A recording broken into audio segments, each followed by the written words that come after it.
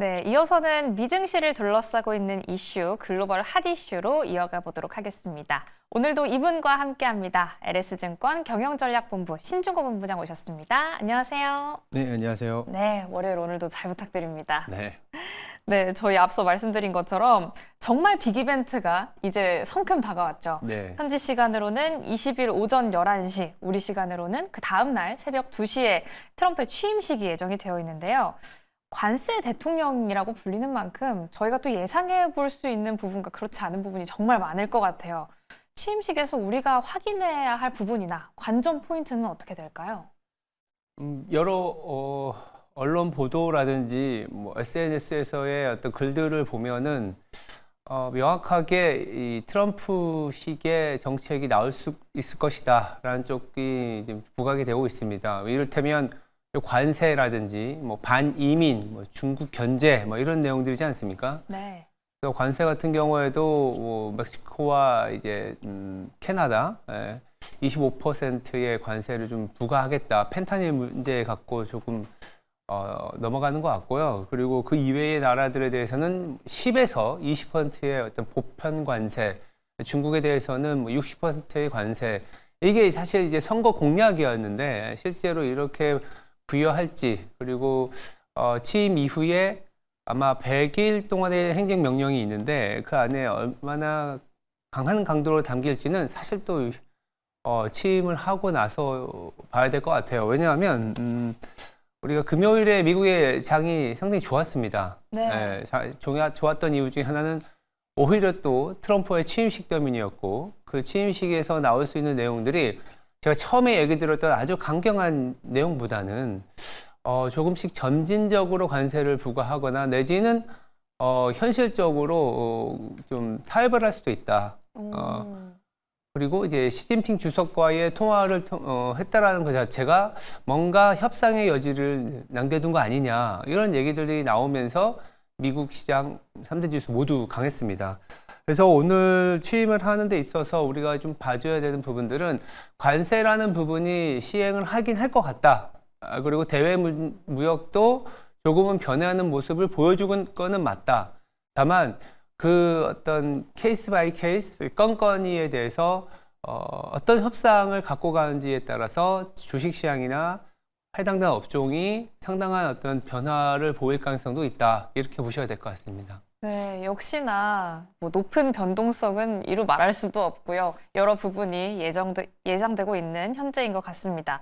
또 앞서 말씀을 해주신 것처럼 트럼프 당선인과 시진핑 주석이 통화했다라는 이야기가 들려왔는데, 또 트럼프 당선인은 X에 뭐 아주 좋은, 서로에게 좋은 통화였다라고 남기기도 했어요. 이 둘의 관계가 이제 좀 개선될 거다라고 예상을 해봐도 되는 걸까요? 글쎄요, 뭐 꼭 그렇지는 않을 수도 있는데, 왜냐하면 뭐 허니문 기간이라도 있지 않습니까? 네. 그래서 바로 취임하는 날부터 이제 서로를 이제 으르렁거리기보다는 좀 시간을 두고 정책을 구체화시키는 방향성에서의 어떤 제스처였다라고도 볼 수도 있어요. 기본적으로 이 관세라는 부분이 미국의 국익을 위해서 상당히 중요하다라는 거를 내내 얘기하고 있는 트럼프 당선인이기 때문에 일단 지켜는 보아야 될 것 같습니다. 다만 이제 관세를 부과를 안 하진 않을 것 같고요. 네. 얼마나 광범위하게 어떤 업종에 어느 정도 레벨을 할지는 아직 구체적으로 나와 있지는 않기 때문에 좀 지켜는 봐야 되겠습니다만 불쑥불쑥 갑자기 나올 수 있는 관세의 어떤 대통령, 관세맨의 어떤 행위는 뭐랄까 조금 경계는 하긴 해야 됩니다. 그리고 뭐 번외로 보시면 왜 이런 얘기를 하냐면, 그 강추위 때문에 취임식이 조금은 실외에서 실내로 네. 전환이 되면서 그 의미가 조금은 퇴색되긴 했지만 트럼프 2기에 참석하는 어떤 정치인들이 어느 정도의 상징성이 상당히 있었거든요. 네. 이번에. 근데 대부분 보면 다 각 나라의 트럼프들이 참석을 합니다. 뭐 이탈리아의 트럼프, 뭐 남미의 트럼프, 뭐 아시아의 트럼프, 뭐 이런 사람들이 참석을 하면서 보여주는 아주 상징적인 효과는 반이민 정책. 네. 예, 반이민 정책은 아마도 트럼프 취임 첫날 뭐 이민자 추방이라든지 이런 부분들은 있을 수 있을 것 같거든요. 그리고 이제 중국을 견제하는 모습들 이런 것들이 나타나기 때문에 네. 아까 이제 시진핑 주석과의 통화를 통해서 뭔가 변화에 대한 기대를 할 수 있는 거 아니냐라는 거는 한편으로 있긴 하지만 네. 취임 초반에 나오는 메시지들은 아마도 반이민, 뭐 중국 견제 이런 여러 가지 어젠다의 어떤 한 카테고리로서 중국을 견제한다는 얘기는 반드시 아마도 나오지 않을까 싶습니다. 네, 또 취임식에 각 나라의 트럼프들이 참여한다라는 이야기도 해주셨는데요. 그만큼 또 극우파들이 대거 초청됐다라는 소식까지 함께 체크를 해보면 좋을 것 같습니다. 또 우크라이나 전쟁 관련해서도 요즘 또 뉴스를 찾아보면은 트럼프가 종전으로 노벨 평화상도 노린다. 뭐 이런 예. 이야기도 나오더라고요. 그만큼 의지가 강하다라는 분석도 나오는데 저희 종전에 대한 기대감은 어떻게 보고 계세요? 그러니까 최초의 뭐 후보 시절에는 본인이 대통령이 되면 하루 만에 24시간 안에 러브 전쟁을 끝내겠다라고 호언장담을 했는데 실질적으로 그 기간이 다가오고 이게 보니까 그러니까 약간 아까 말씀하신 것처럼 이 국제사회의 뭐라 해야 되나 국제사회의 눈치를 본다는 건 아니지만 네. 이 노벨 평화상을 타기 위해서는 너무 러시아 쪽에만 스탠스를 가져가면 안 되거든요. 네. 그래서 우크라이나가 현재 취하고 있었던 여러 가지 좀 마이너스한 점들, 그러니까 불리한 점들이라든지 이런 것들을 잘 해결해서 어떤 그 물리적인 어떤 물리적인 어떤 해결이 아니라 협상을 통해서 해결을 하고 그게 유럽의 어떠한 그 정치적인 불안정을 좀 떨어뜨린다면 반드시까지 아니더라도 트럼프 대통령이 노벨 평화상을 못할 일은 없거든요. 그래서 지금 예상은 한 6개월 정도 잡고 있다라고 얘기는 나오더라고요. 네. 아니면 올해 안에 25년 안에는 우크라이나와 러시아의 전쟁을 좀 종전시킬 것이다. 뭐 이런 얘기들도 있긴 있습니다. 네, 저희 시청자분들도 보시면서 좀 궁금하실 것 같아요. 진짜로 이 사람이 노벨 평화상을 노리고 이런 이야기를 하고 있는 건지 이게 정말 현실 가능성이 있는 이야기일까요? 현실 가능성이 없진 않죠. 오. 진짜로 그 우크라이나와 러시아의 전쟁이 2022년부터 벌써 4년, 2, 3, 4, 뭐 거의 3년이 넘어가지 않습니까? 네. 더불어서 우크라이나와 러시아 전쟁이 갖는 의미는 그 러시아와 우크라이나에서 끝나는 게 아니라 이 어떤 그 진영 간의 경계선에 있다라는 점에서 그 부분이 어느 정도 노이즈로 올라서는 게 아니라 좀 일시적일 수도 있긴 하겠지만 휴전이나 어떤 협상을 통해서 항구적으로 협상 그리고 뭐랄까요? 다툼이 발생하지 않는다 그러면 그 자체에 대해서 노벨 평화상을 주지 않을 수는 없어요. 왜냐하면 유럽에서도 여러 가지 문제점이 많이 발생하는데 그 유럽에서도 문제점이 뭐 반민민 이런 것들도 있지만 사실 또 군비 확장이라는 부분들이 있지 않습니까? 네. 그런 것까지 다 영향을 미칠 수 있기 때문에 충분히 노벨 평화상 노릴만 하죠.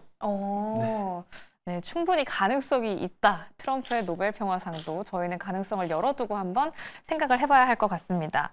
저희 또 이 트럼프 2기 출범을 앞두고 미국의 빅테크 기업들이 정말 소위 말해서 눈치 보기를 계속해서 하고 있잖아요. 네. 계속해서 뭐 100만 달러를 기부한다던가 뭐 우호적인 방향으로 이 내부 정책을 바꾼다던가 이런 이야기들이 들려오고 있는데 트럼프 눈치 보기 작전, 빅테크에 대해서는 어떻게 생각하고 계세요? 그러니까 빅테크의 어떤 성향이나 그 지역적인 위치만 빼면은 트럼프하고 뭐 나쁠 수는 없어요. 왜냐하면 트럼프가 어쨌든 중장기적으로 하려는 게 달러가 좀 약해졌으면 좋겠고, 네. 투자를 했으면 좋겠고, 좀 그거를 우리 미국에서 일제를 만들었으면 좋겠다라는 거거든요. 네. 근데 이제 그 첫 번째는 달러가 약해졌을 때 빅테크들의 매출 비중은 50% 이상이 해외에서 발생하는 경우가 굉장히 많기 때문에 빅테크들의 이 실적이 나아질 가능성도 있는 겁니다. 네. 예. 다만 이제 어떤 투자라든지 어떤 채용에 있어서 이런 부분들이 아무래도 빅테크는 이 어떤 진보 성향이나 민주당 쪽의 성향을 지지하는 CEO들이 많았었기 때문에 그런 부분들이 조금 이제 불편했었던 뿐이지 정책이나 기업에 대한 유불리는 사실은 그 기업 규제를 완화시키는 부분들만 보더라도 트럼프의 정책이 빅테크한테는 나쁘진 않습니다. 그렇게 이제 보셔도 괜찮을 것 같습니다. 네, 약간은 그 CEO들 자체가 진보적인 성향이 있기 때문에 그 부분은 조금 걱정되긴 하지만 정책 자체는 이 빅테크 기업들에게 리스크를 안겨줄 부분은 없을 것이다 라고 이야기를 해주셨습니다. 그럼 지금까지 말씀해주신 이슈를 바탕으로 이제는 국내에는 어떤 영향이 있을지도 짚어보도록 할게요. 트럼프 2기를 시작으로 지금까지 앞에서는 뭐 국제적인 영향과 그런 부분들을 토파봤는데요.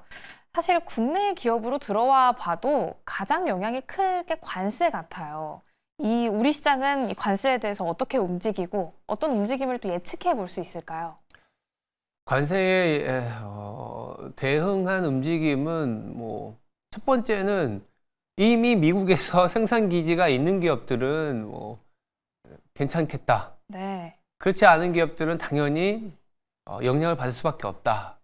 이렇게 봐야겠죠. 봐야 되는 거고 아니면 관세를 부과받더라도 우리나라만 만드는 제품이 어쩔 수 없이 미국에 팔려야 되는 것들. 그러니까 네. 비용이 높아져서 근데 왜냐하면 그거죠. 이제 미국이 못 만드는 것들이야. 네. 이를테면은 뭐 자동차 미국이 못 만들지는 않잖아요. 네. 그렇지만 미국이 만드는 상황에서 한국의 업체가 어떤 미국에서의 어떤 그 현지의 업체와의 협력을 통해서 지금 관세라는 부분들을 좀 비켜갈 수 있다면 네. 그건 오케이고 그게 아니라 좀 미국도 만들고 한국도 만들고 또 중국도 만드는 기업 같은 경우에는 당연히 불리하겠죠. 관세를 다 왜냐하면 관세를 받아서 둘 다 비싸졌는데 중국 기업 같은 경우에는 더 이제 경쟁력을 가지려고 보조금이라든지 이런 걸 받으면서 우리나라보다 더 싸게 만들었단 말이에요. 네. 그러면 이 물량은 미국은 못 들어가더라도 다른 데로는 갈 수 있지 않습니까? 그러면 매출처에 대한 경쟁력이 우리는 떨어지니까 그런 업종들은 상당히 안 좋아질 수는 있겠죠. 그래서 네. 그런 부분들이 특히나 요새 많이 이제 얘기하는 게 2차 전지 같은 경우가 대표적으로 조금은 좀 불리한 업종이지 않겠냐. 그리고 뭐 재생에너지 같은 경우가 근데 이제 상대적으로 우리나라가 잘할 수 있거나 중국을 견제하거나 미국이 못 만드는 업종 같은 경우에는 조선 업종이 대표적이잖아요. 네.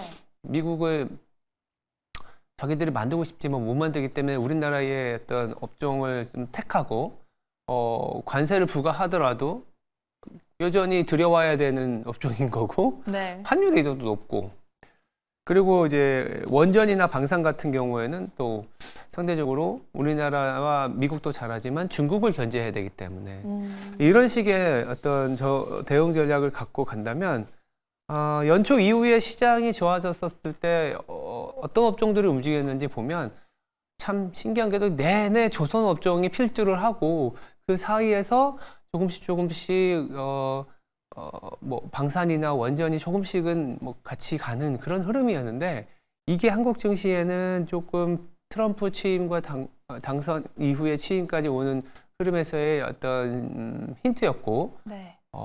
취임식하고 나서도 주도 업종이 될 가능성이 있다라는 걸 좀 보여주는 거 아닌가 이렇게 말씀드리고 있습니다.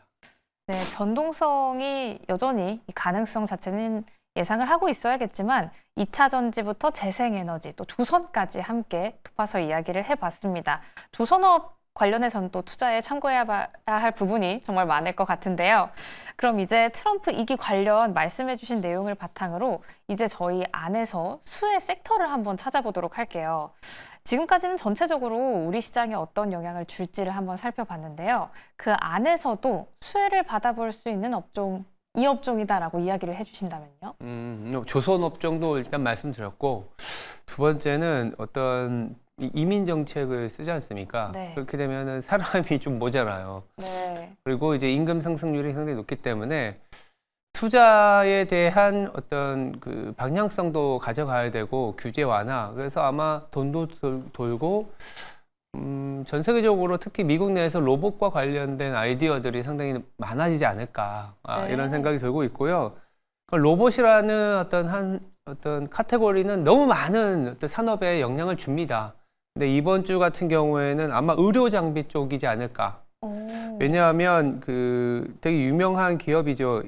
인투이티브 서지컬이 오는 23일에 실적을 발표합니다. 네. 그러니까 로봇 중에서도 왜 의료 장비냐 하면 좀 그래도 유명한 대표 기업의 실적을 발표하고 그 발표 이후에 어떤 가이던스를 나오잖아요. 네. 그리고 우리의 실적이 이런 방향으로 잘 나오고 있고 앞으로 트럼프 시기가 되더라도 뭐 의료와 관련된 부분들은 좀 더 성장성이 있을 것이다라는 얘기를 하는 거고요. 보험이나 유통 구조에 대한 의견들이 그 예전에 유나이티드 헬스케어 얘기도 하면서 네. 미국은 사실은 그 안에서의 좀 복잡함이 있습니다. 그래서 이제 CEO가 총격을 받고 뭐 죽는 불상사까지 있었지 않습니까? 네. 근데 의료 서비스에 대한 접근은 이 미국에서도 민주당과 공화당이 다 우호적이에요. 좀 잘 키워야 된다.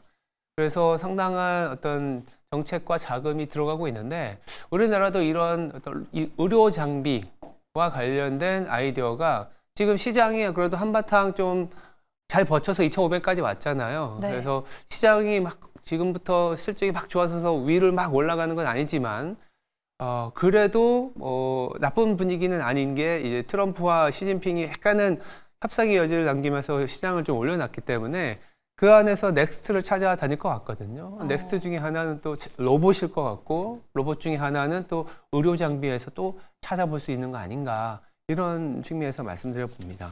네, 저희 이민 정책과 관련해서 로봇까지 확대해서 생각을 해봐야 할 것 같습니다. 그 안에서도 인투이티브 서지컬 23일 현지 시간으로는 23일 장 마감 이후에 실적 발표가 나오니까요. 이 부분도 함께 확인해 보시면 좋겠습니다. 그러면 이 로봇 의료 쪽에서 또 이야기를 해주셨는데 국내에서 확인해 볼 수 있는 종목에는 어떤 종목이 있을까요? 국내에서요. 딱 있긴 있는데 이 종목이 맞다라고는 잘 모르겠습니다. 그렇지만 이제 연관 종목이라고 하면 미래 컴퍼니 같은 기업들이 좀 있긴 있더라고요. 저희 네. 리서치에서도 좀 알려줬는데 원래는 디스플레이 후공정 기업이었거든요. 근데 이제 이게 약간은 뭐 계속 이 사업 비즈니스 모델은 바꾸니까 복강경 그러니까 이 복강경 수술을 하잖아요. 거기서 이제 로봇 레보아이라는 것을 뭐 두 번째로 세계화해서 상용화했다라든지 이런 부분들 그리고 뭐랄까 수출도 있습니다. 네. 그 파라과이 쪽이긴 한데 수출도 있고 그리고 말씀하셨던 인투이티브 서지컬을 우리나라도 수입을 해서 쓰고는 있는데 이 ASMR처럼 이 인투이티브 서지컬의 어떤 위치는 완전 슈퍼 을이거든요. 그러니까 이제 뭐 병원에서 그걸 장비를 사야 되는데 못 사는 거죠. 네. 비싸기도 하고 공급을 안 해주니까. 근데 그 정도의 내지는 믿을 수 있을 정도의 제품을 만들어주는 기업이 이제 미래 컴퍼니 같은 게 있으니까 한번 23일에 이 인투이티브 서지컬이 실적 발표하고 나서 의료 장비와 관련된 방향성이 좀 좋게 나왔을 때는 이런 종목들도 한번 쳐다보는 것도 꽤 의미 있는 시점이지 않을까 싶습니다. 네, 의료 장비 관련해서 한번 주목해볼 만한 시점이다라고 이야기를 해주셨고요. 연관 종목, 미래컴퍼니까지 함께 짚어봤습니다. 이렇게 트럼프 2기 관련 정책부터 우리나라가 받을 영향, 그리고 그 안에서 로봇, 그 안에서도 의료라는 업종까지 체크를 해봤으니까요. 이 부분 함께 주목해보시면 좋겠습니다. 그럼 오늘 도움 말씀 여기까지 듣도록 하겠습니다. 지금까지 LS증권 경영전략본부 신종호 본부장과 함께했습니다. 감사합니다.